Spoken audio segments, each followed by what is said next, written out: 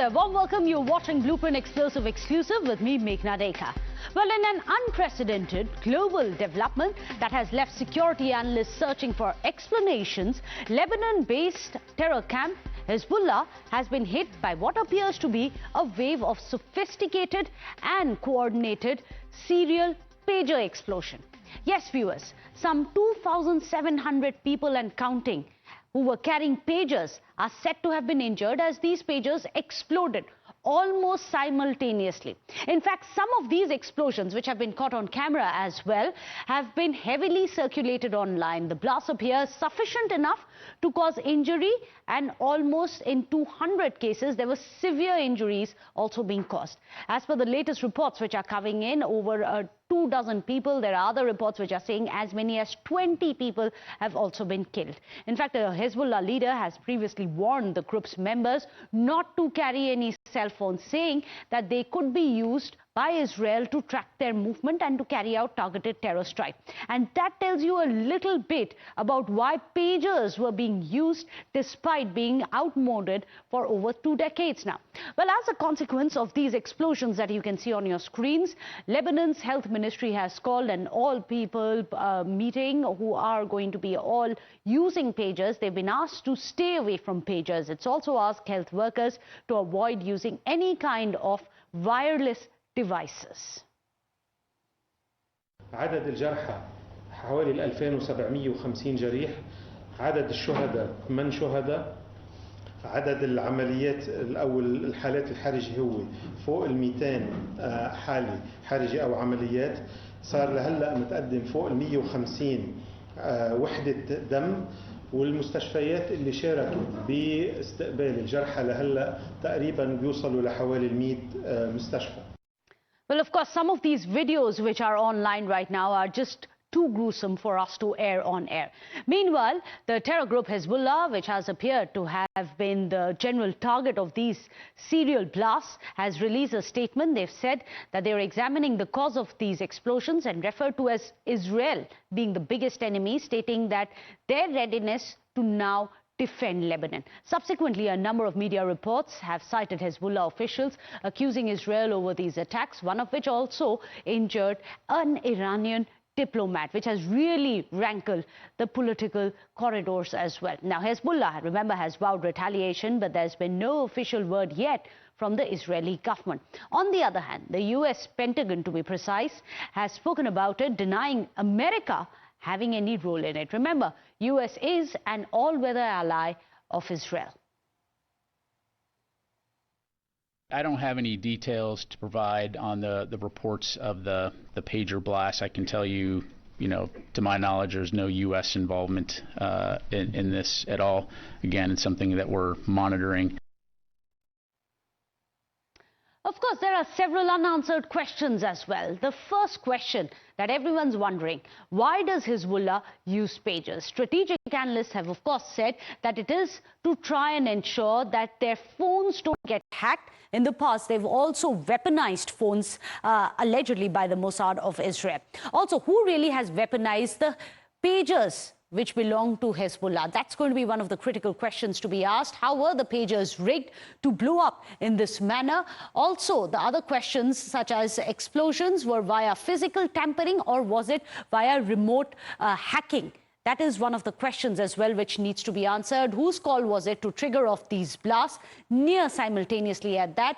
Can any device be similarly weaponized? Is it just pagers, or they can use this and rig any other device such as iPads or even phones? Also, why would the Iran ambassador to Lebanon be near a pager such as this, which was essentially being distributed amongst the ranks of Hezbollah? So there are all these questions which are now coming to light, and there are a number of theories also doing the rounds over how these serial blasts were being carried out. One account is that the consignment of the pagers, which were made by a Taiwanese company, was meant for Hezbollah. It was intercepted about 5 months ago by Israel's spy agency Mossad. Now, these pagers were allegedly then rigged either with explosives or a mechanism that would cause their batteries to explode. Now, the Taiwanese company Gold Apollo has said that only the branding on the pagers belongs to it, but the pagers called AR 924 were actually made in Hungary's capital of Budapest. Watch this. 有跟我们合作，以前跟我们代理买了很多我们的其他产品，对不对？3年前对，他代理我很多东西嘛。有一天他说啊，我也要做呼叫器，那我可不可以挂你的厂牌？那每一台给你里面的配，就是说我挂一个 brand 是多少钱？那我想说你都有跟我买其他产品，那你自己设计，那我就卖你厂牌，就是说就是这样子而已啊。你要100%确定那个100%确定不是在台湾生产，100%也不是你们，不是我公司的。Now, while the world awaits clarity from Israel, a question that's been asked, can this happen to us? Well, former Chinar Corps Commander Lieutenant General Dillon has said that this could be a lesson, as there's plenty of foreign hardware and software that has flooded the Indian markets. He adds that anything is possible within the tech spectrum, and the intention is to depend only on non-tech ingredients. Watch this. Well, we'll get you all those reactions, but first up, let me go across to our panelists. Today, joining us on the show, Sushant Sareen, a senior fellow of the ORF. And Mr. Sareen, I'm going to be asking you about what the implications to India could be. But also, Professor Danny Orbach is joining us, a military historian, a senior lecturer with the Hebrew University of Jerusalem as well.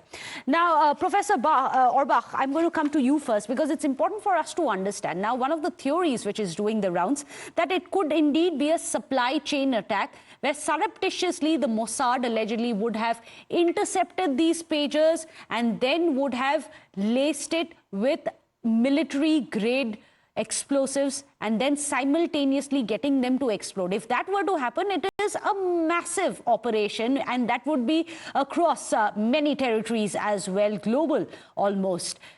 Something like this, have you seen anything to this extent, to this scale in the past? We didn't see such a big operation in the past. I think the closest precedent that comes to my mind is the Israeli destruction of the Egyptian Air Force in the war of 1967 that was destroyed at the first days of the war. Maybe also Operation Rooster in 1956, where Israel again assassinated the Egyptian general staff by destroying a plane. But such a big espionage operation or special ops by the Mossad, completely neutralizing the entire command system of an opposing army, I think it's unachieved, maybe unprecedented in history. It's a very, very big operation. But also, to answer your question, I'll say that the Mossad has a very rich history of buying many companies, troll companies around the world, just that they will be there in order to do operations in the future. So you have many companies to choose from, and you can stage operations so nobody will see the Israeli footprint. In fact, it's interesting because Hezbollah, Professor Orbach, Hezbollah always prides itself about the safety security steps that it ensures. Is that one of the reasons why they switched across to pagers? Because in 1998, allegedly, again, it was Mossad, a handprint they had talked about, which had caused one of the mobile phones to explode. Could this be a continuation of a similar technology now being used and perhaps even improvised by? Of course, I cannot comment on the technology because I don't know. But I would say that in strategy, you always want to put your rival on the horns of a dilemma, to confuse your rival, let him choose between bad options. In this case, either Hezbollah will switch back to cell phones, which could be penetrated by Israeli intelligence, or it will use the pagers, which were rigged. So Hezbollah will have now maybe to switch back to cell phones, and that means that Israel can follow its operatives. Yes, that is the tech conundrum, isn't it? Sushant Sareen, how worried should India be? After all, as we know, that there are Chinese phones which have flooded the markets of India. There was a massive dip in 2022, but the latest reports as lately as April 2024, they are saying that there has been another spike which they have seen in the flow of Chinese mobile phones as well as other technical devices in India. They've been flooding the markets. So look, this has been a concern for many, many years now. That we've not done much about it is another matter. But yes, this has been a concern. And it's not that, the Chinese, they're flooding the market with their phones, that they're planting some kind of explosives. Look, Meghna, let's get one thing straight. This is an awe-inspiring operation which has been carried out. It's not something that can be replicated by everybody, number one. And once you've done it, then everybody is the smarter for it.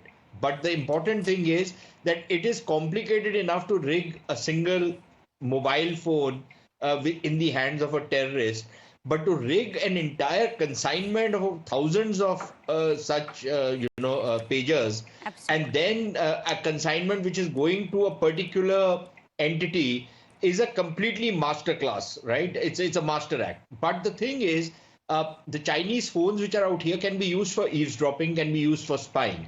But can they be used for blowing up people? Because I don't think, all important people are using the Chinese phones out here. And for many people, in fact, the Chinese phones are infra-dig. It's below their status symbol to be caught with this Chinese phone. Of course, the Chinese are also manufacturing iPhones and some other high-branded phones. But again, how does anybody know which phone is going to which person? So there is that complication. But I think, yes, this is certainly a wake-up call. But from our point of view, look, if you have your communication networks which are built on Chinese equipment, then you are vulnerable. Have we studied all the vulnerabilities? I don't know. I'm not aware of it. But I think this is an issue which has been flagged by security experts for years now. But I don't know whether we've really done anything about it. Maybe we have done something about it and we are keeping quiet. But yes, let's face it, this kind of an operation and the use of technology is something which is going to increasingly come into play. Now, as the professor said, you switch from cell phones to pagers. Now you go back to cell phones and you are vulnerable. The other option is go back to pigeons to exchange your messages. I don't know how practical that is going to be. Absolutely. But, Biden is a very respected army officer. But for somebody to say that, look, you have to go into a very low-tech kind of a mode. Look, you are going to be faced with an adversary who's really high-tech, right? And who's really going to be able to damage you. Now, in the case of Hezbollah, life has no meaning. These guys live to die, basically. I don't think the Indian army is in the business of sacrificing its soldiers in thousands before an adversary like the Chinese. So that means you have to up your act and your game as far as technology is concerned. You can't say that I'm going to go low tech. I'm sorry, I don't see how that's going to serve any purpose anymore.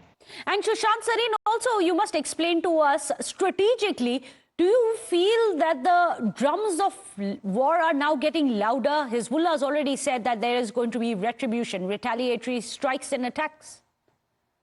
Look, some of it is going to be typical Hezbollah bombast, right?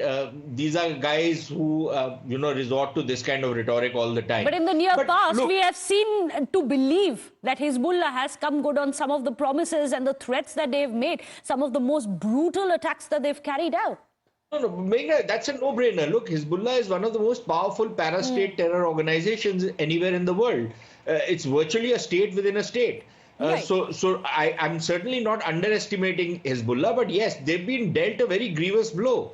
Number one. Number two, and very importantly, I think the morale has taken a hit. So I think they will want to retaliate. It's not that they were not doing anything even in the past. And it's not as though the war clouds haven't been hanging over the region in the past few weeks or months. In fact, after the assassination of the Hamas chief and another top official in Lebanon, a couple of weeks back, it seemed that war was imminent. And yet, there was a lot of diplomacy in the behind the scenes. And some of those war clouds dissipated. Now, of course, the Hezbollah will see this as a grave provocation. The Hezbollah does not see the rockets it's firing at Israel as provocation. That it considers it to be its birthright. But any retaliation by the Israelis is seen as provocation. So yes, there will be a situation where the tensions will certainly be ramped up.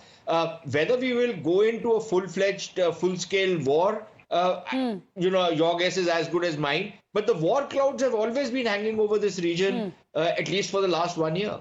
Well, absolutely. Before I let you go, Professor Orbach, one quick question. The fact that one of these pages was in the pockets of the envoy, of the Iranian envoy to Lebanon, does that also make things more complicated or perhaps even clearer?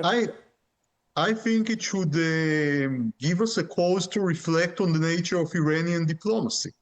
Because why a diplomat would have a pager which belongs to a certified terrorist organization? Actually, the so-called ambassadors of the Islamic Republic of Iran in the region are almost entirely Revolutionary Guard officers and terror handlers. And there is nothing like a diplomat in the Islamic Republic in Iran. These are handlers of terrorists, and they should be viewed like that. Absolutely. Thank you so much, gentlemen. Sushant Sareen as well as Professor Danny Orbach for joining us with your perspective. This is one of the stories which has gripped the entire nation, has affected the entire world globally. People have started asking questions, what next should we do? Perhaps you've gotten some of the answers today. With that, a short break. Don't go anywhere.